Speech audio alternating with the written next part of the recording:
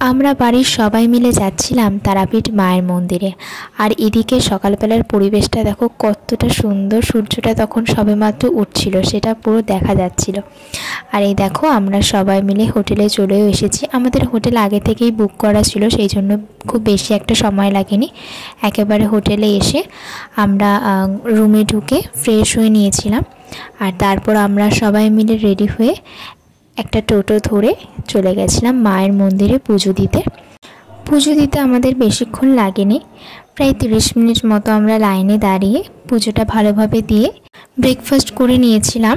আমাদের প্রায় 10:30টার সময় পুজো দেওয়া হয়ে গেছিলো। তারপর খাওয়া দাওয়া করে আমরা চলে এসেছিলাম আবার হোটেলে। তারপর সেখানে আমরা আবার ড্রেস চেঞ্জ করে সবাই মিলে নেমে গেছিলাম পুলে। সেখানে তো খুব মজা করেছি, জলে আমরা সবাই খুব আনন্দ করেছি। এর আগে একটা মিনি ব্লগ আমি তোমাদের সাথে শেয়ার করেছি, তোমরা সেটা অবশ্যই দেখে নিও। এরপরেও একটা ভিডিও তোমাদের সাথে আমি শেয়ার করব। ভিডিওটা যদি ভালো লাগে অবশ্যই লাইক করে দিও আর চ্যানেলটা সাবস্ক্রাইব করে দিও। Thank you.